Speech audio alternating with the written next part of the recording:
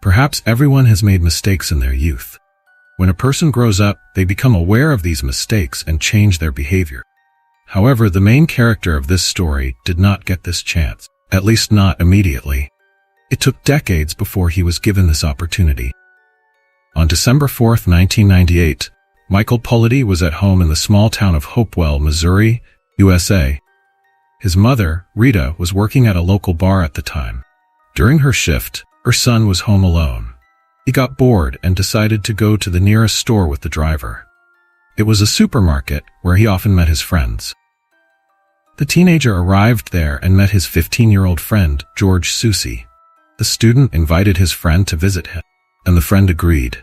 He even decided to spend the night at Michael's and chose his friend's room for this purpose. They played chess and video games while waiting for his mother to return from work.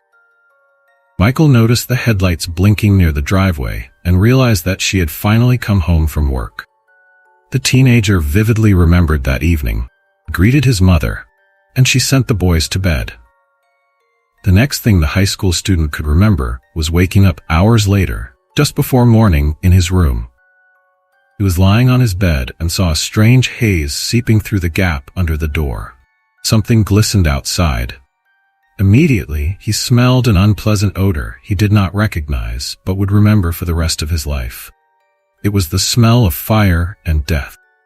His friend, who was sleeping on the floor next to Michael's bed, woke up and looked at him anxiously.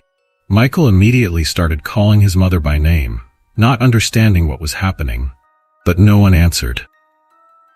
The tension rose and the children began to panic. When the school children left Michael's room and went to their mother's room, they were literally paralyzed with fear.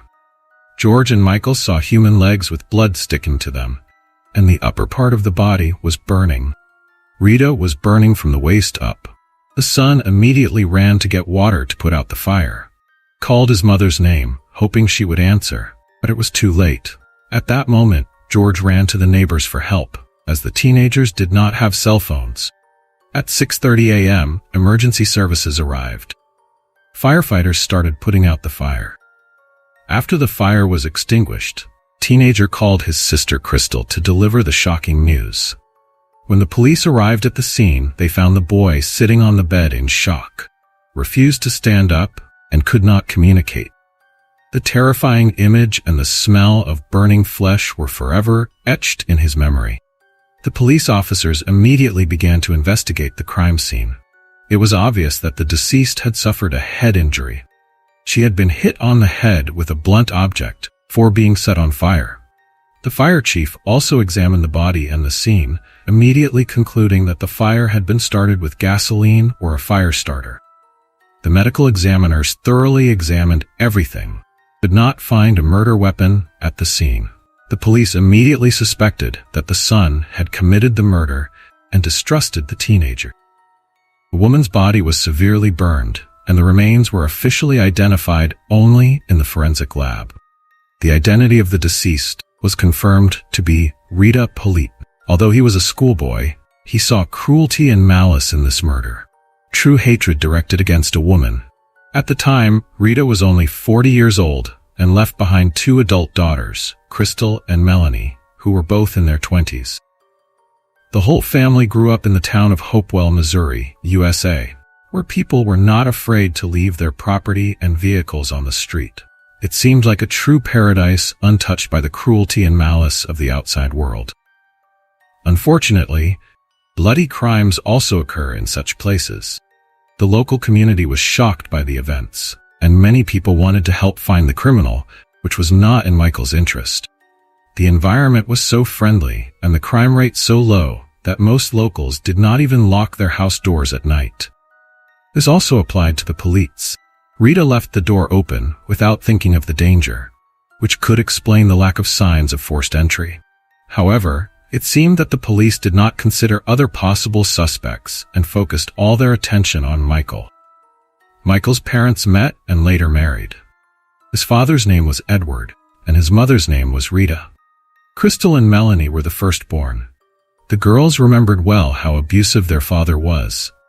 Their mother loved this man sincerely, but he constantly cheated on her and later began to use moral and physical violence against her. Despite her feelings, Rita could not tolerate such behavior any longer and turned to the police.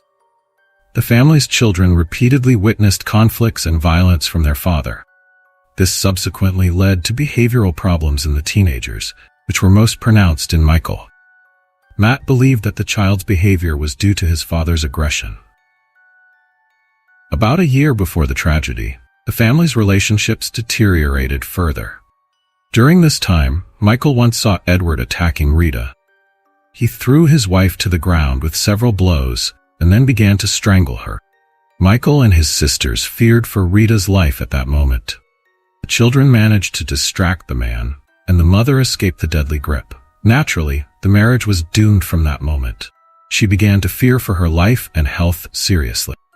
In the summer of 1998, after more than 2 decades of relationship, Rita filed for divorce. Edward wanted to share custody with his ex-wife, but the children did not want to stay with their father.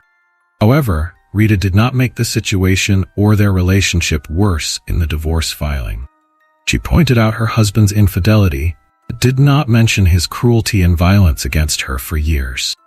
For this reason, the court decided to split custody between both parents, and the children were now forced to visit their hated father. Michael and George were taken from the scene of the tragedy to the sheriff's office. Although the teenagers were obviously not prepared to deal with the police, the investigators got straight to the point. Already on the way to the police station, a patrol car driver noticed Michael's strange remark and his lack of emotion. Although his mother's body had not yet been identified, Michael spoke of her in the past tense. Michael was even sure that it was his mother's body, as there was no one else in the house. Despite the fact that the boy might have been in shock and did not know what he was saying, police strengthened their suspicion of his involvement in the tragedy. At the station, Michael was subjected to a voice stress analysis, also known as a voice stress test. After the test, the police officers told the boy that he had failed the test. However, this could also have been due to the child's severe emotional state after seeing his mother's body. Moreover, voice stress tests are controversial, and their results are not definitive and are generally not recognized in court. Additionally, Michael's shoes were taken away. Specially trained dogs found traces of flammable substances on Michael's shoes, which the fire chief assumed were used to set Rita's body on fire after the murder. The perpetrator obviously tried to cover his tracks this way. After being questioned as one of the witnesses to the incident, the investigators immediately turned on Michael and tried to accuse him of murder. However, the teenager and his friend maintained that they had no idea what had happened. They were interrogated without the presence of lawyers. According to the teenagers, they stayed in Michael's room the whole time and did not come out. They were sleeping and did not even hear what was happening. The son of the deceased insisted that he had spent several hours in his bed and only came out when smoke rose in the morning. The teenagers woke up when they smelled the fire and saw the flames through the cracks under the door. However, the police did not believe the teenagers, and the interrogations continued with increased intensity. Both boys were taken into custody. George's mother arrived at the station and supported him as best she could. Michael's father, on the other hand, ignored the need to support his son and did not come to the station. The next day, his sister Crystal, with whom he was very close, arrived. On the second day, Josh gave a statement in front of the camera in the presence of his mother and several investigators. The 15-year-old high school student said he did not know exactly what had happened. Shortly before the fire broke out, he woke up in the middle of the night and did not see his friend in bed. He also admitted that he heard a strange noise but could not figure out what it was. The investigators believed that these statements contradicted Michael's claims, meaning that the teenager had been caught in a lie, which only increased their suspicion. George's statement essentially confirmed the investigators' suspicion that Michael was involved in the murder of his mother. On December 7, 1998, the main suspect, 14-year-old Michael, was arrested on charges of murdering his mother. For the teenager and everyone who knew him, this was a real shock. Michael believed from the beginning that it was a misunderstanding and was sure that he would be declared innocent and released. Therefore, he continued to insist on his words. Although there was no evidence against the boy, this was not enough to change the police officers' minds. The student explained that he would never harm his mother, whom he loved very much, despite all the difficulties and conflicts in their relationship lately. The teenager hoped for comprehensive support. The uncle and aunt, who lived in the neighborhood of the Polite family, indeed supported the boy, as did his sisters. They all believed that the teenager could not have murdered his mother, and that to find the culprit, they should look at the deceased's ex-husband, Edward. Unfortunately, the man had already been excluded from the list of suspects, as he had an alibi. However, there were many witnesses who knew about the problems in the relationship between Michael and his mother. After the divorce, the family went through a difficult time. Financial problems took a toll on the mother and children, and the teenager's difficult transition period added fuel to the fire. Another reason for the police's suspicion was the teenager's character. His behavior was far from exemplary. Michael was in the 7th grade and constantly skipped classes. The teachers believed that he might repeat the year due to behavioral and performance problems. Only 10 months before the tragic event, Michael began to show behavioral issues. Witnesses were found who heard him threaten Rita. These events led to the troubled teenager being taken to a psychiatric clinic to determine the cause of the problems. However, the doctors found nothing and attributed everything to puberty and the stress of his parents' divorce. Later, Michael claimed that threatening his own mother was the biggest mistake of his life. Unfortunately, he was no longer able to apologize and make amends for what he had said. Many troubled teenagers behave similarly, but not all take the wrong path. Michael was not a criminal, did not hang out with bad company, or get into trouble to be considered a suspect. Nevertheless, the police were 100% sure the teenager was guilty, despite his denials and the assurances of all his relatives. Several years passed while Michael awaited a hearing. During all this time, he was imprisoned and considered particularly dangerous, so he could not be released on bail. Shortly before the trial began, the prosecutor offered him a deal to plead guilty to manslaughter. In this case, he could have received a maximum sentence of up to 15 years in prison. However, the teenager refused. Michael continued to insist that he was innocent and should not go to prison for a crime committed by someone else. In his opinion, his father Edward was the only person who could have been so cruel to his mother. However, his words were not taken into account. In January 2002, Michael appeared in court. By this time, he was 17 years old. Prosecution presented the evidence collected during the investigation.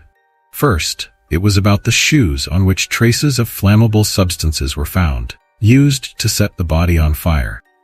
Analyses and tests showed that gasoline had been used.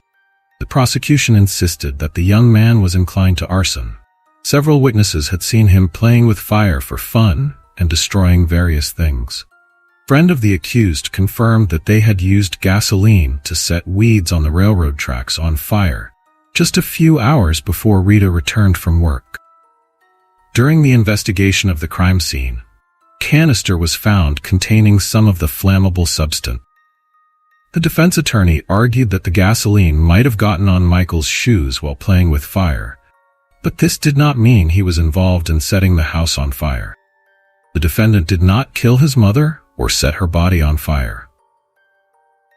From the prosecutor, the jury learned about Michael's behavioral problems and his possible mental illness, which were never confirmed during the interrogation.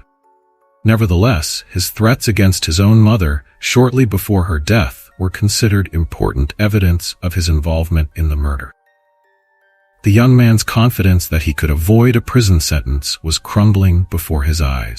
The prosecutor also claimed that Michael had attempted suicide about a month after his imprisonment. It was believed that this was due to the guilt he felt for the massacre of a loved one.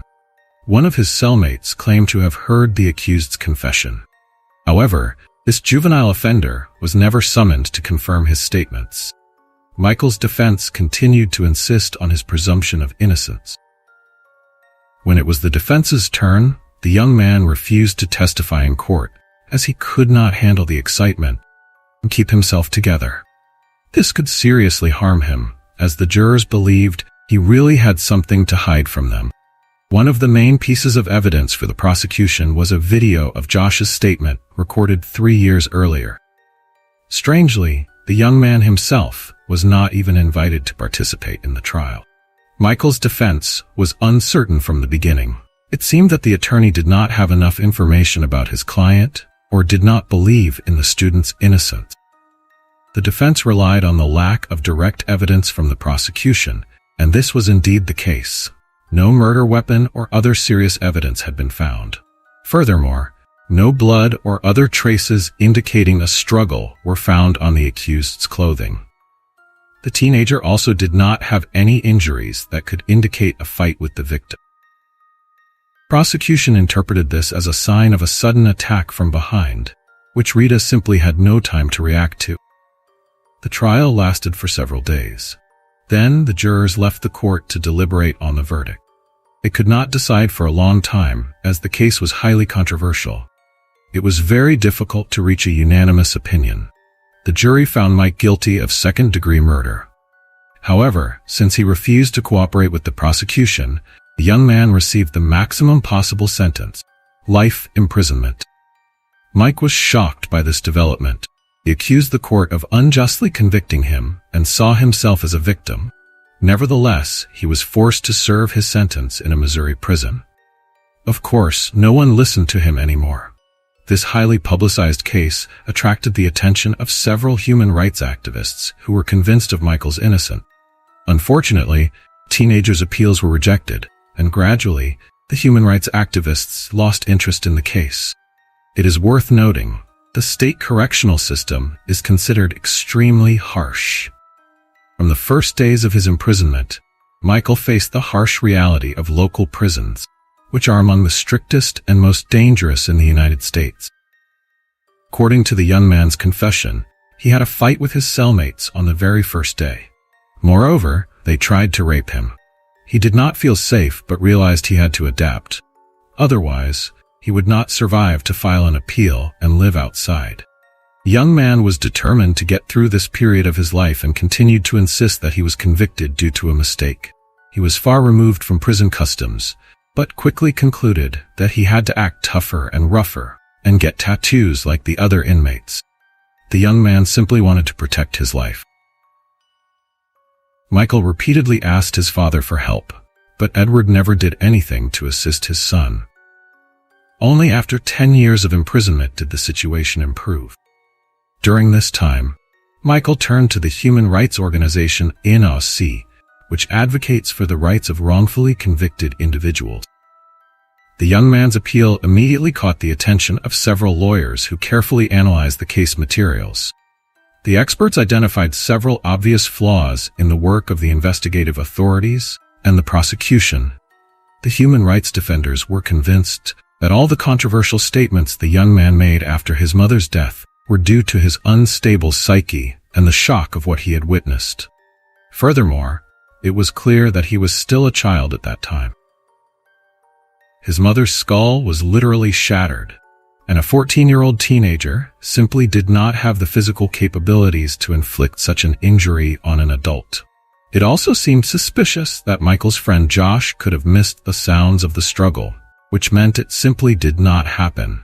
Rita was immediately knocked unconscious by a single blow from someone taller and more mature than a 14-year-old schoolboy. Even the fire chief's belief that the body had been set on fire with gasoline was questioned, as the fire had already been extinguished by the time the rescue team arrived, and the alleged fuel had burned out completely. Prosecution's arguments were based solely on assumptions.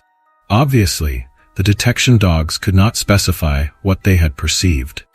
The lawyers even sought to challenge the main piece of evidence from the prosecution, the gasoline traces on the teenager's shoes. According to the defenders, techniques based on the use of chemical reagents were applied during the examination of the shoe soles. It was suggested that this method was not accurate enough, and traces of some polymers used in the manufacture of boots could be identified as gasoline. Later, the State Forensic Laboratory even agreed with these claims. In fact, solvents and adhesives, which in their composition were very similar to gasoline, were used in the manufacture of Michael's sneakers. However, this information was not widely known in the 1990s. There were only questions about an alleged confession in a juvenile correctional facility reported by one of Michael's cellmates. As it turned out, this was only an ambiguous sentence that everyone who heard it interpreted in their own way. There was also a video of Josh's words. The young man spoke with police officers and journalists on several occasions, both before and after his friend's conviction. He admitted that when he was 15 years old, he was repeatedly interrogated by investigators, each session lasting several hours and being very exhausting. The friend was very scared, and this fear was exploited by the police officers. The investigators clung to every word. As an adult, Josh realized that he had never believed that his friend was involved in his mother's murder, and that he had never claimed such a thing. Even if he had woken up in the middle of the night, and perhaps Michael was not there, it did not mean that the student was killing Rita Pollitt at that time. Perhaps the friend was on his way to the bathroom at that moment. Finally, Josh stated that he was not sure if he could see the empty bed in the dark, and that Michael might have just been under the blanket. Josh continued sleeping until they were both awakened by the smell of smoke. Josh supported Michael until the end and believed that his friend was innocent. Unfortunately, the police constructed such a scheme, using out-of-context snippets from the interrogation tapes, making it seem that Josh believed in Michael's guilt. Later, Josh did not confirm his statements and admitted that the interrogators had intimidated him. He was forced to agree to a deal for immunity because he was threatened that he would go to jail with Michael. For this reason, Josh was not present at the trial in person. The prosecution only showed excerpts and recordings of his statements about possible involvement, and the friend himself was not called to court.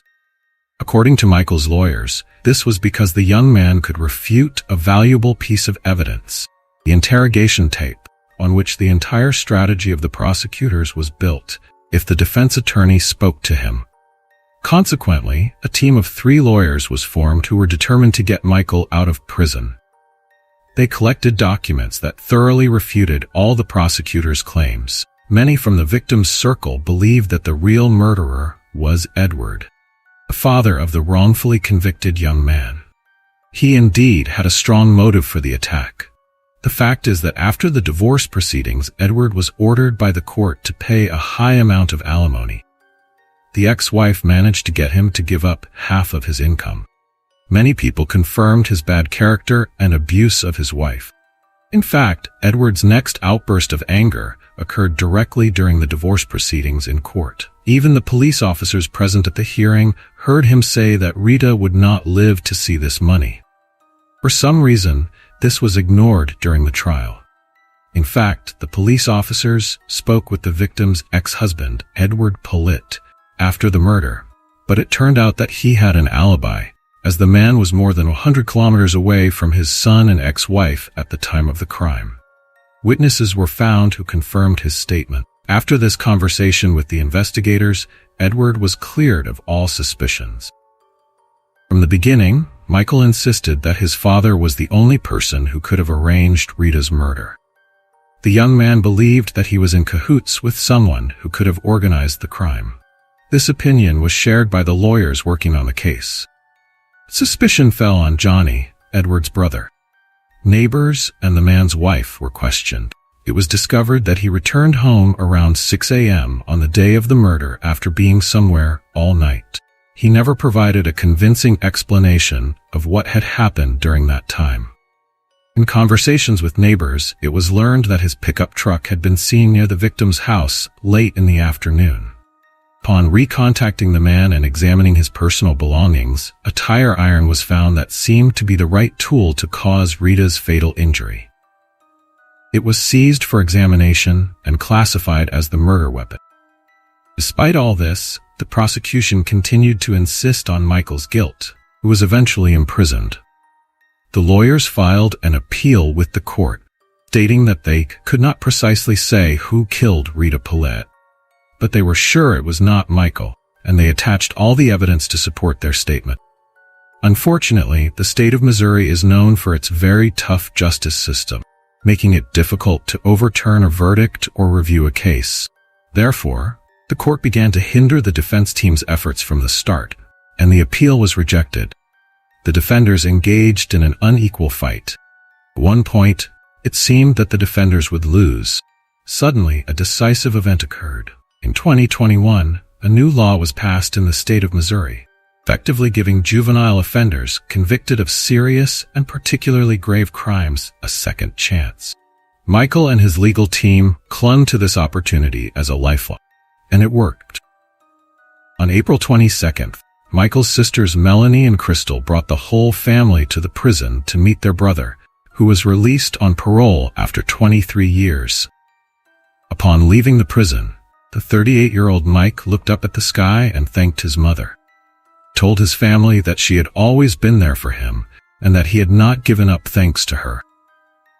Then, Michael wanted to ride a bike, which had been his favorite pastime before his imprisonment. After his release, Michael moved in with his sister, as he had nowhere else to go. He wanted to forget the decades spent among criminals. He began removing all the tattoos associated with prison, found a job as a carpenter, and obtained the driver's license he had long dreamed of. Michael also met with his old friend Josh, who sincerely apologized for unknowingly contributing to his conviction. Michael understood and said he held no grudge against him. Josh explained that he regretted not falling asleep on the living room couch that night.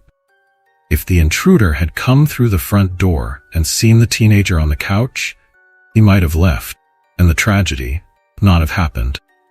At the same time, Michael realized that he was still under the watchful eye of law enforcement. In fact, despite the law and the parole, prosecutor had the right to initiate a new trial against the released man at any time. However, he recognized that the police evidence had too many gaps and was solely based on circumstantial evidence, could be challenged. Naturally, such accusations as those against Michael were a significant problem for his reputation. He still hoped that the court would agree to retry the case, as the real murderer was still at large. The lawyers were very careful not to hurt Michael and not to provoke an aggressive stance from the Missouri justice system. Finally, the local sheriff was convinced to reopen the investigation into Rita Polite's murder. Of course, the investigators' attention immediately focused on Edward and his brother. Now, a huge amount of evidence that had been lying dormant for over 2 decades had to be reviewed.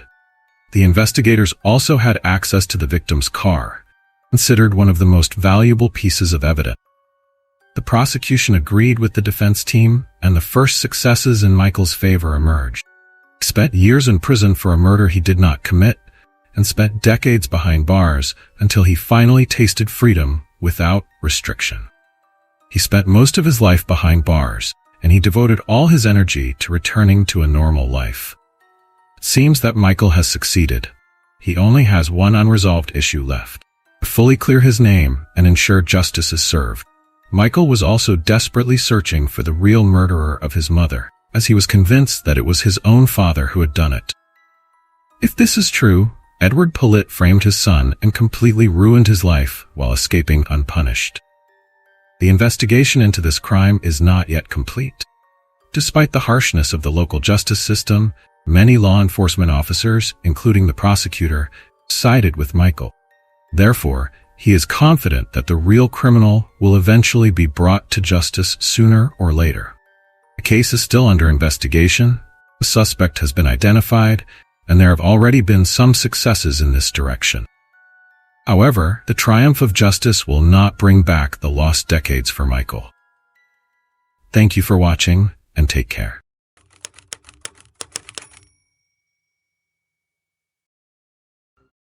Most new things are criticized, sometimes even rightly so.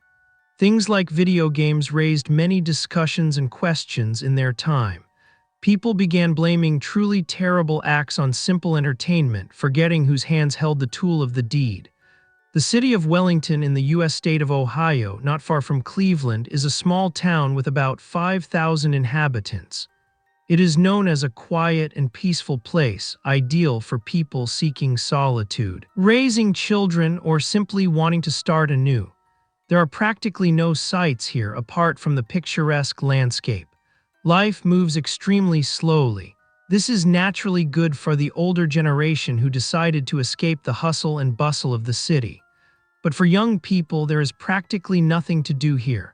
As a rule, as they get older, they leave their parents' homes and move to larger cities to pursue an education, build a career, and establish a life. Then the cycle repeats itself, roughly following the same pattern. The Petrick family lived in Wellington, consisting of 43-year-old Susan, her husband Mark, their two daughters Heidi and Holly, and their youngest son Daniel. They were a typical suburban family. At the time of the tragic events, the couple had been married for about years. The mother of the family, Susan, was born and raised in a similar town in the state of Maryland. From an early age, she dreamed of having a family, but she knew that she had to work hard for it and first stand on her own 2 feet. That's why she diligently studied at a college in Pennsylvania in her youth. That's where she met Mark. The young couple fell in love at first sight and were inseparable ever since. When their college days came to an end, they moved to Wellington. After graduation, Susan became a nurse. For her, this was a great achievement, as she had always dreamed of it. After the move, she quickly found a job at Wellington Hospital. Mark became a clergyman. Here he was able to become a pastor at the local church and was highly respected throughout the area. The family's children grew up in a Christian environment where faith was highly valued. From an early age, the daughters and the son were surrounded by care and love. Daniel Petrick was a teenager. At the time of the events, he was going through a transitional phase, which had a significant impact on his relationships with his family members. He was born on August 24, 1991. Family and friends described him as a completely normal teenager who was quite communicative, friendly, and courteous in every situation. The Bible was not just empty words to him, which was naturally related to the traditions of the Petrick family. The young man was never confrontational and avoided trouble. During his school days, he was described as a confident, average student.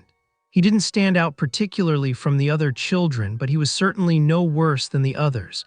He always avoided trouble and had no problems with the law. He was not a teenager who constantly caused problems. Even his rebellious phase, as it turned out, was quieter than that of many of his peers.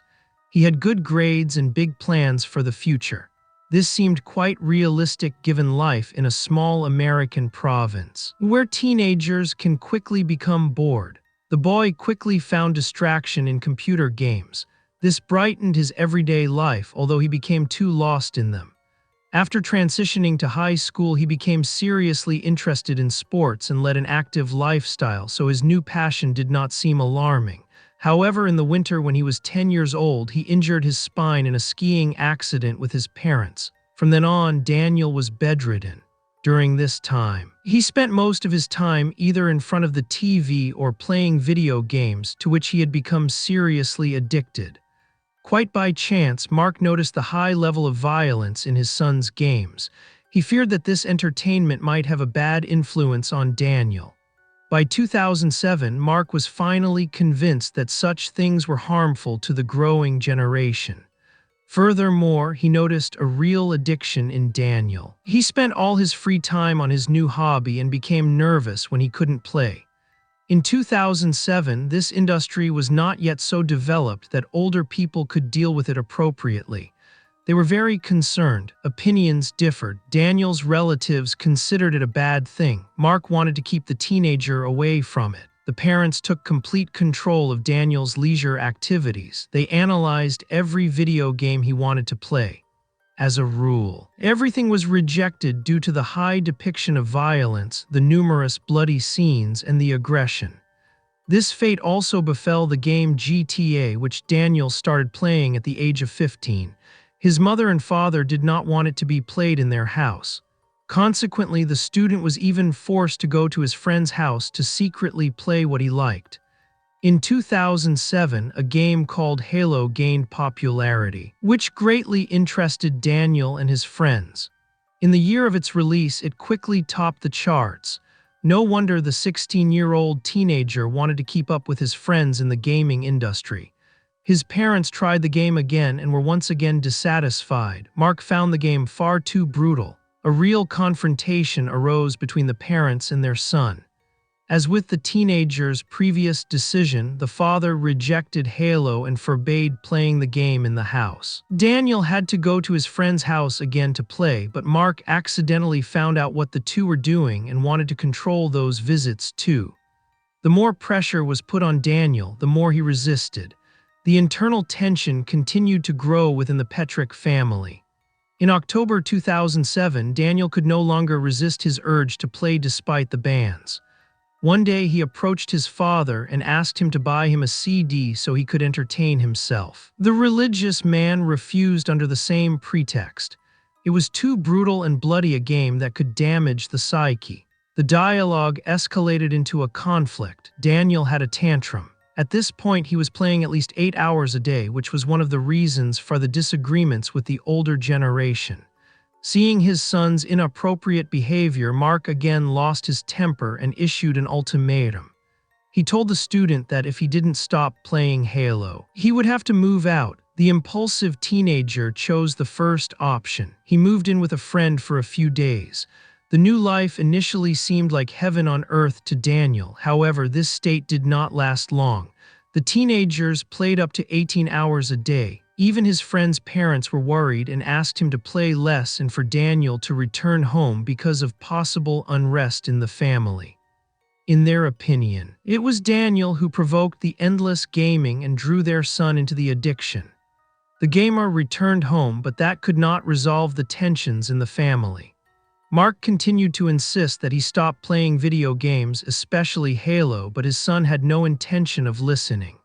Shortly after the boy returned to his parental home, he stole money, secretly escaped through the window, and bought the CD of the game Halo 3, which his father had forbidden him to have. The teenager knew that this action could cause him problems, but secretly hoped to play. Of course, Daniel was quickly discovered, which was the final straw. Mark confiscated the game console and locked it in the family safe. He kept it there where his pistol and ammunition also lay. The man had bought the weapon a long time ago for self-defense in case of a robbery. Only he had the key, which he kept in a secret place that Daniel did not know about. Against this background, the student naturally had real tantrums and fits of hysteria. Mark planned to deal with these problems in the coming days. Daniel's gaming addiction had clearly gotten out of control, which is why the father began seeking advice and looking for a specialist who could help his son with his gaming addiction. Saturday, October 20, 2007, was a completely normal day for the Petrick family. The long-awaited weekend was finally here. That Saturday, they planned to go shopping at the supermarket and then go to a cafe. The parents, Mark and Susan, hoped this would help re-establish contact with their son and simply enjoyed the free time before the outing. The elder daughter Heidi was spending time with friends and her husband. She promised to come home with them in the evening. The younger daughter was studying at the university and living separately. After lunch, Daniel's parents were sitting in the living room watching television. Suddenly, he came into the room and stood in front of them. The boy seemed very agitated and said he had a present for Mom and Dad, therefore they should close their eyes. The teenager had not spoken to them at all in the last few days. Therefore, his mother and father were very surprised by his behavior and the gift. They decided to play along and closed their eyes. A few seconds of agonizing anticipation passed when Mark heard a familiar metallic clinking. As it turned out, Daniel had spent the last few days desperately searching for the key to his father's safe, which would allow him to retrieve his beloved game. When he finally found it, he discovered something else. Next to the CD, right in front of him, lay a pistol with cartridges. When Mark heard the familiar metallic sound, he opened his eyes and saw his wife being shot. The man could not believe that his son could do such a thing.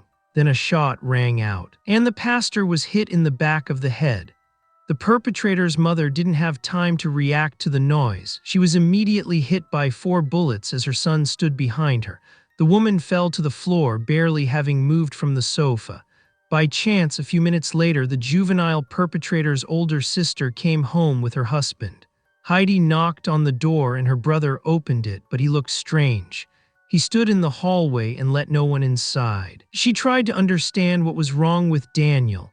He replied that there had been a fight with his parents and that they should better leave the house so they could reconcile. Heidi called out for her parents, but there was no answer. Then she tried to get past her brother into the house, but he clung to the door and visibly became angry.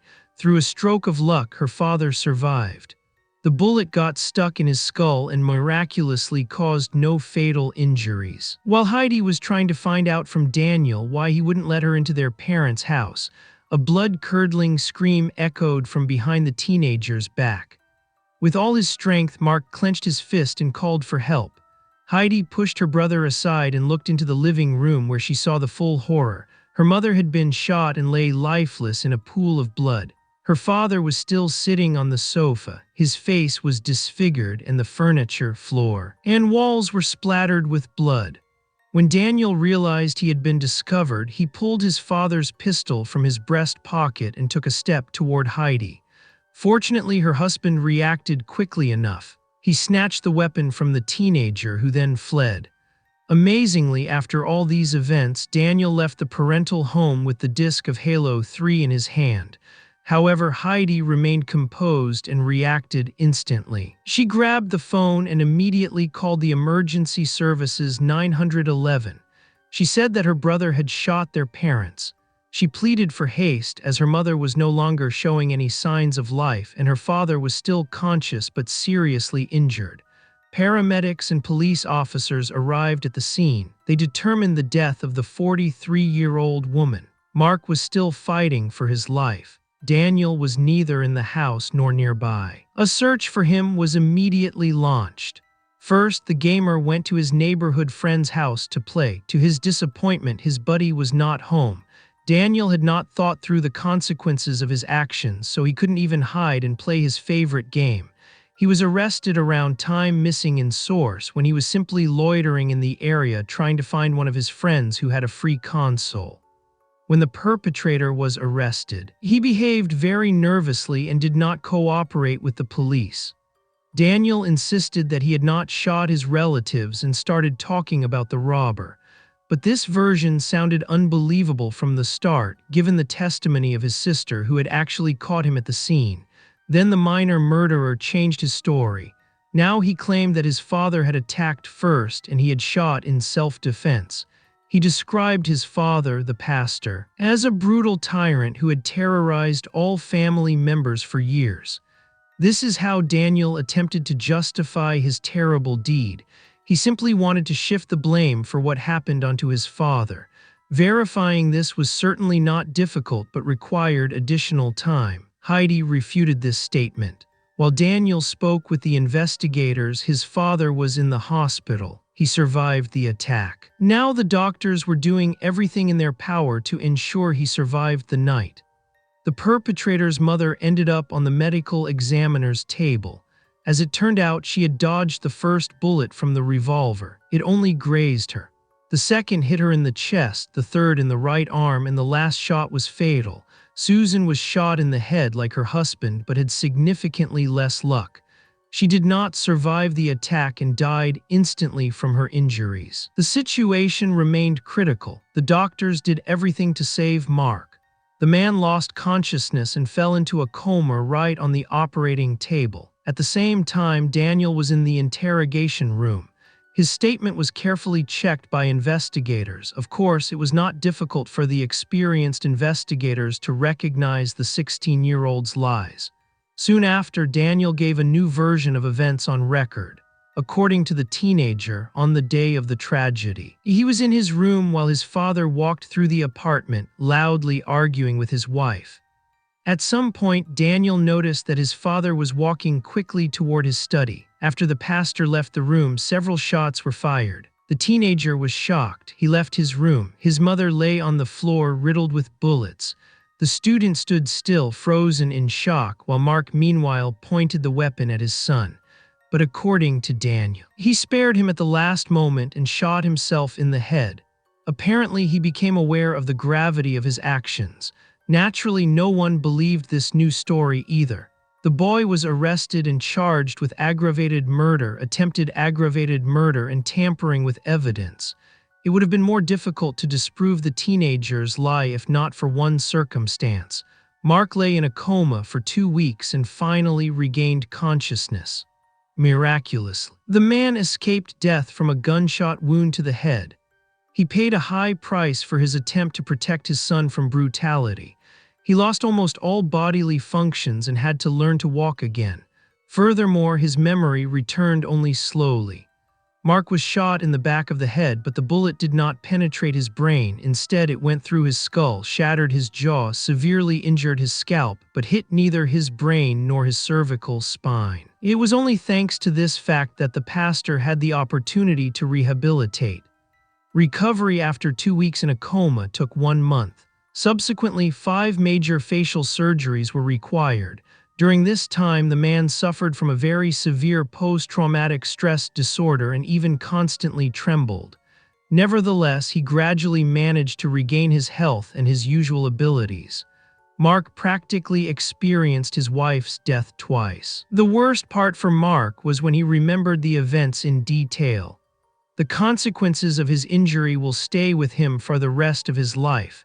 At least that was the doctor's prognosis. Even today, he still has difficulty with some simple physical movements and continues to suffer emotionally. However, it was not the time to give up and fall into depression. The police officers were determined to obtain justice. The man who had miraculously survived the attack was the most important key to solving the crime.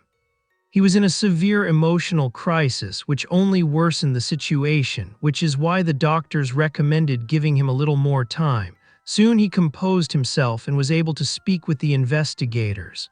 Mark recounted that he had even thought about killing his son, but since he was a church pastor, this method seemed unacceptable to him. Then the widower turned to God for help. Eventually, he managed to forgive his misguided son. That took a long time, and during that time, the man repeatedly quoted a sentence from the Bible. "Father, forgive them, for they know not what they do." This became a kind of mantra that gradually helped him forgive Daniel. The entire Petrick family needed a long time for this, but even the sisters admitted that they no longer held a grudge against their brother. The reason for the shooting of his parents, namely the game Halo 3, sparked great public interest. People condemned the violence in video games as many parents were worried about their children. Could such an outburst of violence not happen to them too? The possible influence of such games on young people seemed undeniable to some. Ultimately, without looking into it further, people blamed the game and the developers for Daniel taking up the weapon. All of this triggered fierce debates in society. Even the preliminary hearings were very intense and emotional. The relatives had already processed their grief and anger at this point and wanted to show with all their might that they accepted the situation and wanted to close this case as quickly as possible. The murderer, for his part, showed remorse and complained that he missed his mother, although he cried almost continuously throughout the entire trial. The prosecution insisted that the defendant was only trying to deceive everyone and did not actually feel remorse. From the beginning, Mark was the most damaged party. The man had to undergo several serious operations. The consequences of the injuries sustained will haunt him throughout his life. He lost his wife, almost lost his son, and even almost lost his faith. Only his faith, as he himself admits, saved him. By turning to God, he managed to get himself back under control. He put aside his hatred and his desire to kill Daniel. Instead, the father visited his son every weekend while he awaited trial for murder and attempted murder. Mark even believed that his son felt remorse.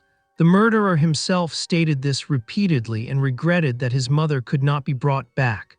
When the trial came, Daniel surprisingly waived his right to a jury trial, despite his lawyer's advice. The young man decided to leave his fate to a single judge. He considered this just, as the judge was the only person who had decided his mother's fate. The only thing that eased Mark's pain was the state law. He was not allowed to lose his son. It was decided to convict him as a minor. Thanks to this regulation, the maximum penalty was not imposed on Daniel. However, he risked a life sentence with the possibility of early release on parole. At the trial, the defense lawyers tried from the outset to clear the young man, citing the gaming and the game console as the cause of his problems. They insisted that he had no history of violence and that his strong attachment to video games was due to a spinal injury from which he had recovered at home for a long time. The lawyers tried to evoke sympathy by pointing out that their client had to sit at home for a very long time and could practically not go outside. Of course, the teenager had to occupy himself somehow. He found solace in video games, which, however, turned out to be a real evil for him. However, the prosecution insisted that it was a cold-blooded attempt to kill his relatives. Mark narrowly escaped death, and his older sister could have been the third victim if her husband had not intervened. He was lucky that Heidi's husband was standing behind the teenager and was able to react quickly to take the weapon away from him. Otherwise, there could have been 4 victims. According to the prosecution, unintentional actions were ruled out. On the contrary, the prosecution emphasized that Daniel had used cunning and lulled his parents into a false sense of security to prevent them from escaping the shooting. He had been planning the murder for about a week. After murdering his mother and wounding his father, the student had no intention of calling for help. Mark recalled, after recovering from his injuries, how his son had pressed the pistol into his hand. The pastor could barely move, but he was still conscious and understood that Daniel wanted to stage a murder and a voluntary departure into the afterlife. Against this background, the direction of the shot naturally seemed ill-considered, as Mark could under no circumstances have shot himself in the back of the head. Apparently, the perpetrator wanted to stage a scene. He would have succeeded if his older sister hadn't come home earlier than promised. That is why he took his father's pistol and opened the door. Unfortunately, Daniel declined to comment on his plans in case everything had gone according to plan. The lawyers believed that all of this was speculation and that the staging had not been intentional. In 2007, the topic of video games became quite explosive against the backdrop of this crime. A major problem was the attitude and stance of people who were very ambivalent about this type of leisure activity. The format of Halo 3 was relatively new. The older generation knew nothing about it, which led to clearly biased and overly emotional interpretations. Parents feared for their children, and cases of addiction and tantrums only added fuel to the fire. The case of Daniel Petrick was significant in many ways. It is still actively used today by opponents of the gaming industry. When the hearings began, the judge's opinion was clear and radical. The child was clearly under the influence of his preferences and his leisure activities, similar to alcohol or banned substances. This resulted in him no longer being able to distinguish between game and reality. Daniel picked up a weapon, wrongly believing that he could kill his relatives without consequence. They would simply respawn in the next round. The judge insisted that video games, similar to hard substances, destroy a teenager's soul and body. This resonated greatly with concerned parents and also with the survivor, Mark. However, this categorical stance was later repeatedly criticized. Despite decades of research, there is still no scientific evidence linking video games to real-world violence. By no means do all murderers enjoy gaming. Just as by no means do all gamers pick up weapons. There is no clear link between the two. At the hearings, Mark and Susan had the impression that too much attention was being paid to the gaming industry. It seemed as if everyone had forgotten that none of the developers had placed a weapon in the teenager's hand and forced him to lie to his parents so they couldn't escape the bullets. At some point, it even became absurd. The prosecution claimed that Daniel had intensively trained shooting with Halo 3 for several months. He had mentally prepared for the execution, as he had planned to kill his parents the entire time. The judge remained convinced that video games can trigger reactions similar to banned substances and can even lead to severe psychological problems. As expected, the 17-year-old was found guilty and sentenced to life imprisonment. He must spend 23 years in prison before he is eligible for early release. If he has no disciplinary problems, his chances of convincing the commission are good. Daniel Petrick will be 40 years old when he is finally released. After the trial, the teenager was transferred to Mansfield Prison, 40 km from Wellington. He is currently still there. He will not be eligible for release until 2030. Mark has completed a long road to recovery after the events. Eventually, he was able to remarry.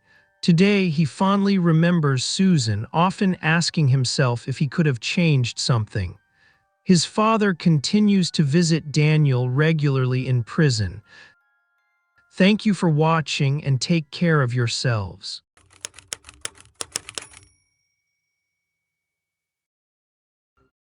You are already dead, but you don't know it yet. That is how one could describe the last hours of Mackenzie Luke.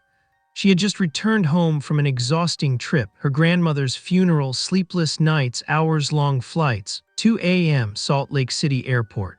A perfectly normal evening, a perfectly normal lift order, a perfectly normal message to her mother. I landed. I love you, Mom, and that was it. Then she vanished into thin air, but the truth was worse. Much worse. In a few days, the police would catch on. But first, let's get to know Mackenzie. 23-year-old Mackenzie Luke was born in El Segundo, California, and was the second of 4 children and the only daughter. Sports played an important role in her life. She loved cycling along the beach, participating in swimming competitions, playing water polo, and regularly attending her team's soccer games. When it was time to choose a university, Mackenzie, who had grown up in California, wanted to experience independence and get to know the world outside her home state. She chose the University of Utah, nearly 700 miles from home, to study kinesiology and nursing and to take health sciences as an additional subject.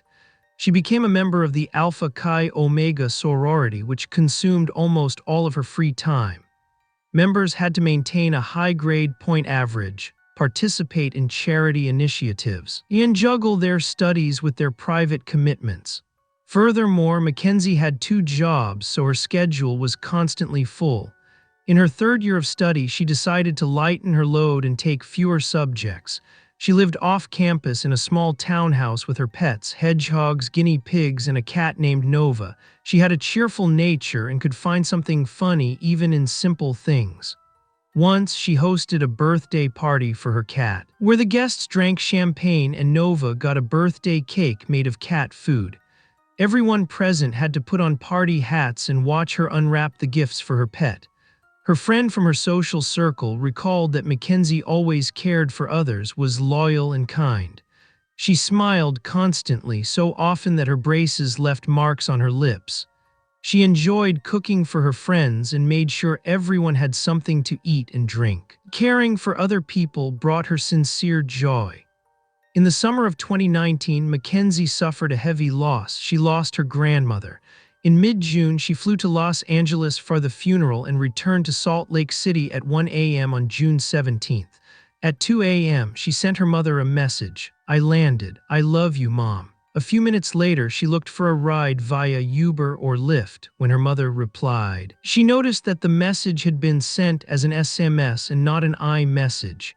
Mackenzie's phone might have been off or the reception at the airport was poor. However, she never contacted her again. In the following hours and throughout the entire next day, friends and acquaintances wrote her messages and offered their condolences, but there was no response. At first, this didn't seem suspicious. After all, she had her worries. Maybe she needed time, however. Candy's friend noticed that Mackenzie was not opening Snapchat messages and was not posting anything on social media. This seemed strange to her because she always stayed in touch, even during difficult times. On June 20th, Mackenzie's father, Greg, asked the police to check if everything was all right. The police arrived at her house, found her car parked, but no one opened the door. When they looked through the windows, they saw nothing suspicious. They began calling her friends, colleagues, and the university. But it turned out she had missed an important exam, failed to show up for work, and hadn't attended a wedding in California. A week after her return, there was still no word from her. The official search began with checking the surveillance cameras at the airport. The footage showed Mackenzie steadily getting off the plane, collecting her luggage, speaking to no one, and no one following her. Approximately 40 minutes after her arrival, she ordered a ride via Lyft to Hatch Park, a location 9 miles away from her home. This moment raised questions. Mackenzie had just returned to Utah for her grandmother's funeral. Her parents received her last message from the airport. Then she drove to an address that none of her friends knew. She did not live in that area and no one knew why she had gone there.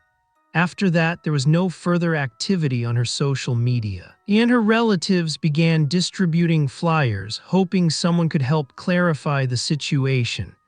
The company Lyft cooperated with the police and provided information about the ride. According to the service, the driver took Mackenzie to the specified location. No violations were detected during the trip. The driver confirmed that he had dropped her off safely in the park. According to him, she had said she wanted to meet someone. He found it strange that she had chosen such a place for a meeting, but he had noticed nothing unusual in her behavior. As he pulled up, he saw a parked car. While helping Mackenzie unload her luggage, he noticed that someone was getting out of the car. Due to the darkness and distance, he could not recognize the person. He heard voices and determined that the conversation did not seem tense. It seemed the man knew Mackenzie. After that, the driver drove on and carried out his assignments. All his statements were confirmed by the phone's geolocation data and information from Lyft. The police found no reason to connect him to the disappearance.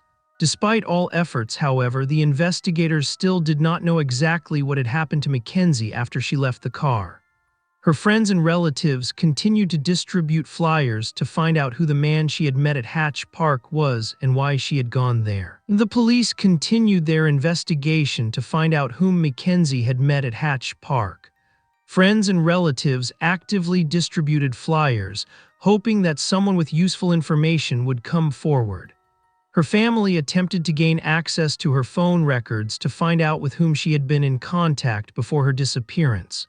However, her friends were concerned that the police were not yet treating Mackenzie's disappearance as a crime. Volunteers continued to spread information and put up posters throughout the city, hoping to find out what had happened to her. The police called on the public to help in the search for answers. Many questions remained open. Who was the man she met in the park? Did she have a second cell phone or alternative social media accounts? Had anyone communicated with her online in the last week? Investigators stated that they did not even have information about the make and model of the car the unknown man had exited.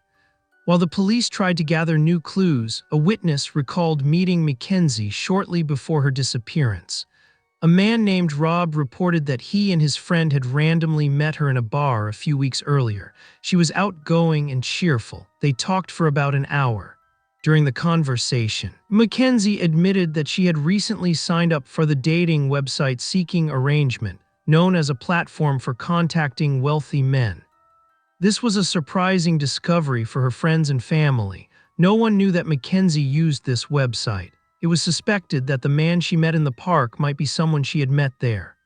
The police checked her profile and determined that her last activity on the site had taken place on June 16th, just hours before her disappearance. The investigation revealed that her plane tickets in recent months had been paid for by various men she had met online. Furthermore, a payment of $300 from an unknown sender was deposited into one of her accounts.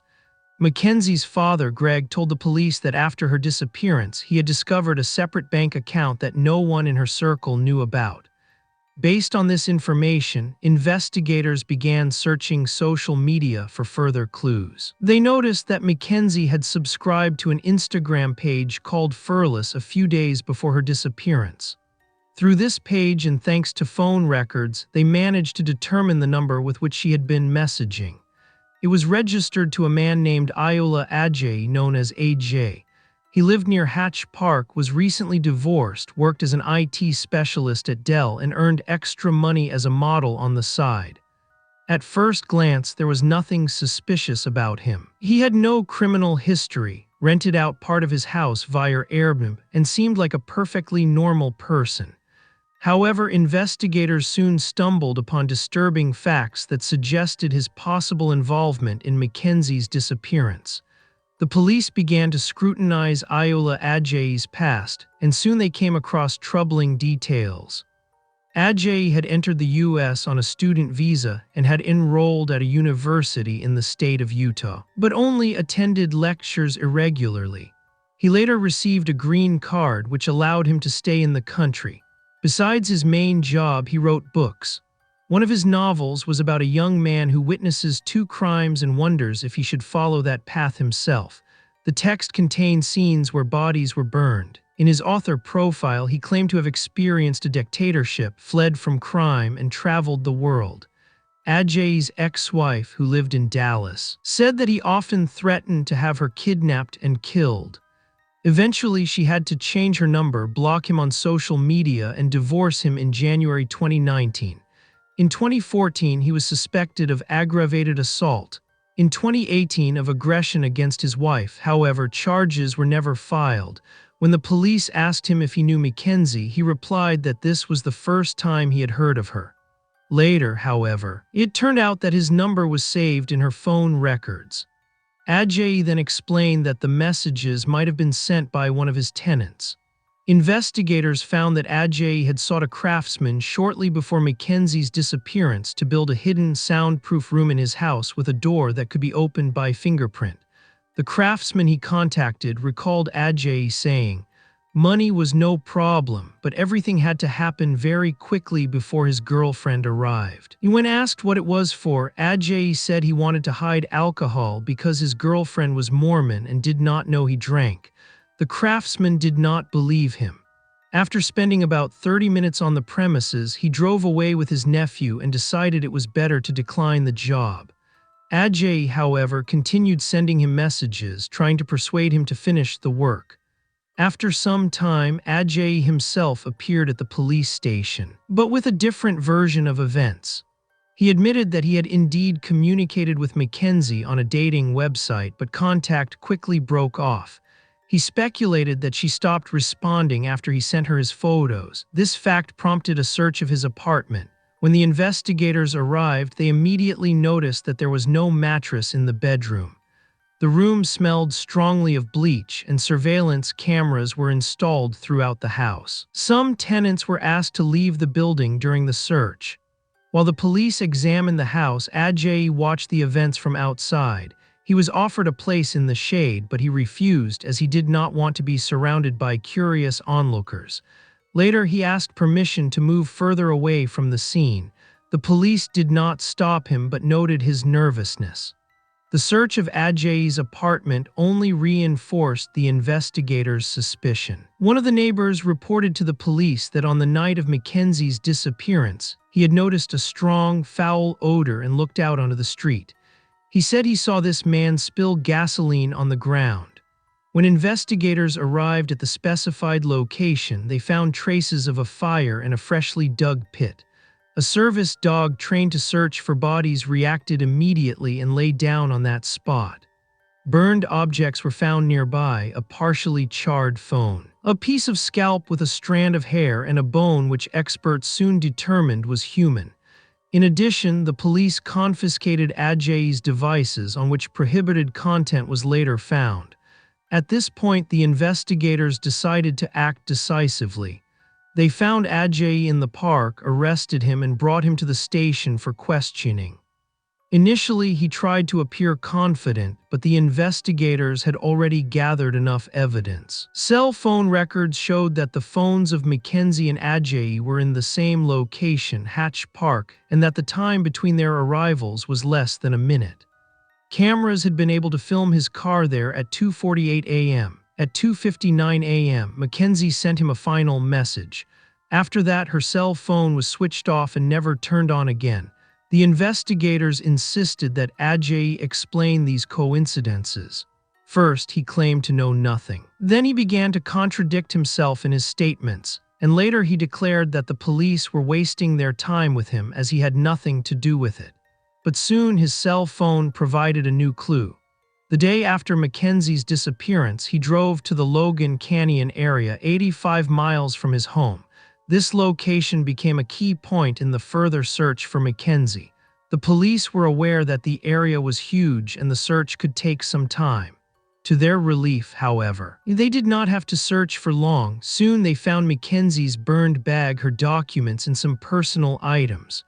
Her personal belongings were also found among the burned items at Adjaye's house. Forensic pathologists confirmed that part of the burned remains belonged to Mackenzie. Her body was found in a shallow grave in a wooded area. Her hands were tied behind her back with plastic ties. A piece of rope lay next to her. Her skull showed injuries, and a piece of her scalp was missing, exactly the piece that had previously been found in Adjaye's house. According to the forensic report, the cause of death was a traumatic brain injury caused by a blunt object. The police filed charges against Adjaye for aggravated felonies, kidnapping, and desecration of a body. Mackenzie's parents were shocked and devastated when they learned of the incident. 31-year-old Adjaye was arrested on suspicion of involvement in Mackenzie's disappearance and death. The first court hearing lasted only 2 minutes. He refused to make a statement. However, the prosecution presented compelling evidence against him. Adjaye's ex-wife expressed a desire to speak in court after the crime became known and to report on his cruelty. When he was informed that he faced the death penalty, Adjaye made a deal with the prosecution. He pleaded guilty to committing an aggravated felony and desecration of a body, in exchange for the dismissal of some of the charges, including kidnapping and obstruction of justice. 2 other cases not related to this crime were also dismissed. He confessed to using violence against his wife in 2018, but this charge was dropped. Furthermore, prohibited content was found on his devices, leading to 19 charges being filed against him. However, these proceedings were also dropped. It was presented in court that he had planned the crime even before meeting Mackenzie. Before he left the house, he switched off all surveillance cameras. When the woman arrived, he tied her hands behind her back and began to strangle her. She tried to fight back and begged him to stop, but he forced her to the floor and continued to choke her with a belt. Forensic pathologists determined that death occurred due to a severe blow to the head, but Adjaye did not disclose any further details. Afterward, he burned the body in the yard of his house, dug up the remains, and took them to a canyon where they were later found. In court, he addressed Mackenzie's parents and stated that he felt remorse and deserved his punishment. However, the prosecution could not determine why he had committed this act. As the district attorney explained, most such crimes have a clear motive: financial interests, revenge, or personal differences. In this case, there was nothing of the sort. He had decided to take her life even before the meeting. The only explanation investigators found was Adjaye's desire to know what it is like to take a human life. The court sentenced him to life imprisonment without the possibility of parole.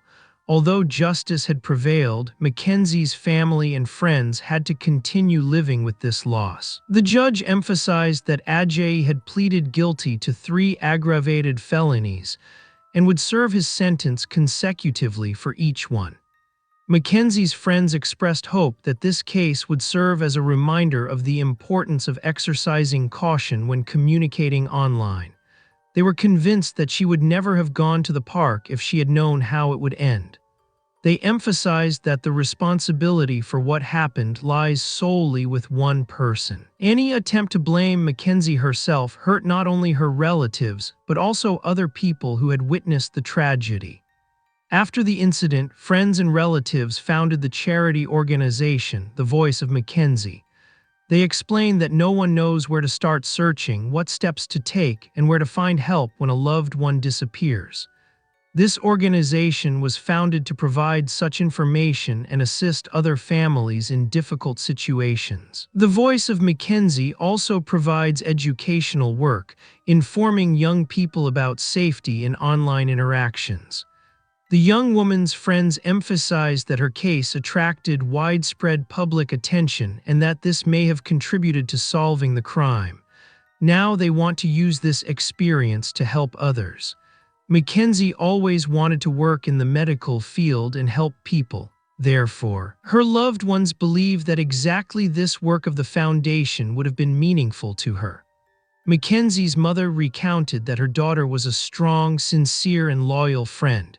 In her memory, her friends continue to host parties in honor of her birthday and her cat Nova, remembering moments when they laughed together and enjoyed life. They are convinced that while the perpetrator took their friend from them, he cannot take away their strength. They want to continue fighting for justice and supporting people who have experienced similar tragedies. Thank you for watching, and please take care of yourselves.